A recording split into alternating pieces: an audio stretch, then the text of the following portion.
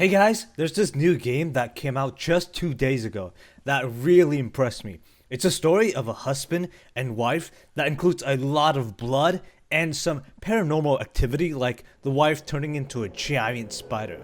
But I suspect that the real story is a lot closer to reality than we think. The story is very short, so I'm gonna recap the important points of the story before I dive into my theory on the true secret ending in this game. The story starts off with our main character on the couch. He's breathing heavily, but he starts getting up. The clock says 5 until midnight, and he says, "Shit, I'm late to pick up Madison. She left work 1 hour ago." Looking around, we can see that the entire house is very clean, not a speck of dust to be found. He makes his way out the door, starts walking towards Madison to pick her up from work, and the police car suddenly from behind goes past him with the sirens wailing. He says, "I promised her I'd pick her up on time. It's dangerous to go back alone." And then a blue car passes us in the opposite direction. He says, "I hope you're well, my love. I promise not to delay anymore." Near a bus stop, we see a man standing waiting for the bus. He doesn't say anything. Further along the road, after taking a left turn, we approach the wife, Madison. He says, "Sorry I'm late, my love. Let's go." All of a sudden, she twists her neck all the way around without moving her body, her face deformed. And all of a sudden, we're brought back to the couch. And that was loop 1. This is loop 2. And in this one, the house is very dirty. There's flies everywhere, garbage bags, and possibly bottles of alcohol. The time is still the same. He says, "Shit, I'm late to pick up Madison from work." Looking around a bit, we can see that the entire house is completely dirty like this, except for the room, which has the umbrella, which is very likely to be their shared bedroom. Once again, the police car drives up past him. But there's something different this time. There's a strange man running straight down the street in the opposite direction of the car in an orange shirt, along with the blue car. This time, as we approach Madison, we can hear her crying. And there's blood on the ground. He says, "Madison, something happened?" And suddenly we look back without being able to see her face. And this is loop 3. There's now a bloody flesh piece on the wall. And the line is slightly different. "Shit, I'm really late. Madison has been out of work for over an hour." As we get close to the piece of flesh, we can see that the sound is coming from it on the wall. While walking towards Madison, suddenly the screen flashes all kinds of color.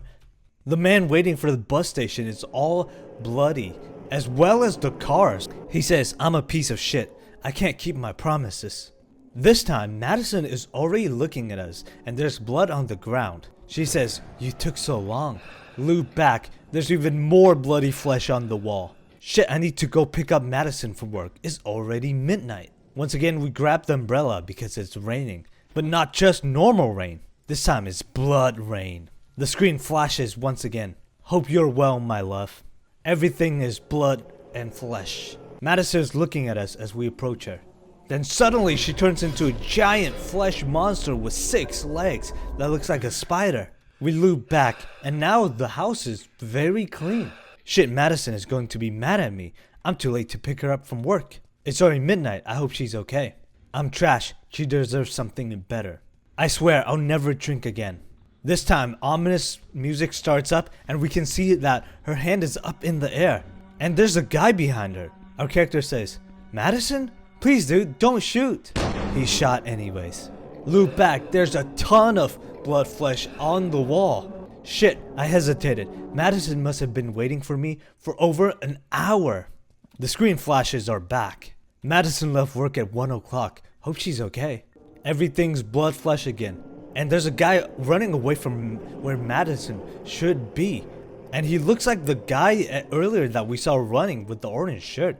And the shooter also had an orange shirt. If something happens to her, I will never forgive myself.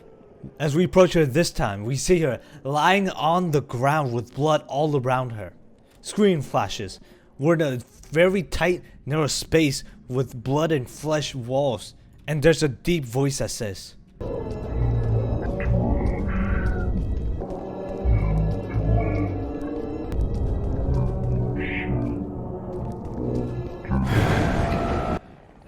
And we loop back to a clean house. The time is the same, but this time we are slower for some reason. The camera slowly pans over towards the door and we see Madison standing there, and she says, "Won't you pick me up from work, my love?" And that's the end of the game. But I don't think that's the end of the horror for our main alcoholic character. My theory is that most of these events never happened in reality. It's possible that one of the loops is what really happened, but most of it's all in his nightmares that's made even worse by alcohol that he heavily consumes after the death of his wife. In the first loop, we can see that he's breathing very heavily after waking up, likely because of a hungover. He was drinking very recently that night, and his house is normal and clean in that loop. In this loop, he's reminded that if he messes up, something very bad can happen, and he already messed up because he broke the promise. That's why when he sees her for the first time in these nightmares, her neck twists backwards and her face is already deformed. That loop confirms that something bad did happen. On his second loop is his actual reality after the incident is already revealed. Once he starts remembering what happened to her, he basically gave up on life. He's constantly drinking, leaving empty bottles laying around, and not taking care of the house with trash everywhere, except for their room together, because he still loves and respects his deceased wife, so he at least tries to clean her room. Then we see the man with the orange shirt, which at this point we know is the killer, running down the middle of the road, probably after shooting the wife. Then he finds his wife crying and asks her if something happened. At this point, he's slowly being reminded of the incident. In loop 3, it's about the same as loop 2, except for now he's reminded of the mistake that he made, which caused her blood to be on his hand, or in this case, his wall. And naturally, as he remembers more, things look more grim than it actually was. The cars are bloody, the guy's bloody, everything's bloody. The after effects of the incident really starts sinking in here, as he tells himself he's a piece of shit who can't keep his promises. This time, his wife greets him with, "You took so long," reminding him of his faults and failures. Which is basically what all of these loops have been doing, except like slightly more different details each and every time. On loop 4, there's even more blood and flesh on the wall, which is basically all of his mistakes adding up together. The screen going blurry and pixelated shows that this is all somehow in his mind, and it's becoming unstable and more violent as blood rain is just pouring down. Then he meets his wife, but this time she disappears and is replaced with a huge six-legged flesh monster with her deformed face on it. Now it becomes really clear the monster was the guilt of not picking up his wife on time. It manifested itself each time he relives the moment that he arrives late. Then loop 5 is a little strange because his house is all of a sudden normal again. Could it be that it was just like a warning of a bad future and not what actually happened? After those nightmares, he realizes that he's trash and Madison deserves someone better. So he swears he'll never drink again. But moments later, he finds out that it's already too late because of his drinking that very night. His wife was shot by a guy in an orange shirt, the one that we saw running on the street earlier. So those loops were not just warnings. It was a reality that had already come to pass. And on this loop, where his house isn't completely trashed, it's very likely that this loop was the real memory of that incident, because it's the only loop after the first one that has the house clean, which is because his wife was still alive before that night, so his house hasn't gone to shit yet. Then on loop 6, we go back to his dirty mess of a house. So this is after the incident, with the bloody flesh on the wall. This time he kinda gets the full picture in the back of his mind, with the murderer running from the scene.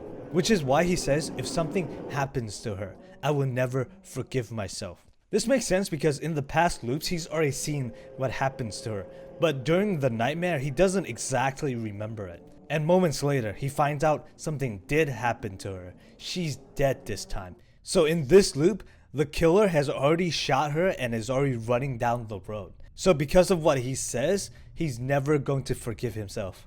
We then cut to him never forgiving himself. He's in a tight space that barely fits him. It's likely that he has these nightmares over and over again, and the voice is his guilt telling him he's trash, he's a drunk, and he'll suffer for all eternity in this truth loop that his mind has created. And the one thing that he'll keep seeing at the end of this group of loops is his wife's dead, deformed body asking him, "Won't you pick me up from work, my love?" But this is not the end. The monster doesn't eat him, kill him, or do anything to him. There was no actual flesh monster. It's all in his mind and will keep happening over and over again because he can't ever forgive himself for the incident. So after this, another group of truth loop will start. Maybe in the exact same way that's been happening, maybe slightly different, like how he's always saying different things in each loop. But the true secret ending is that he'll keep reliving this truth loop over and over again.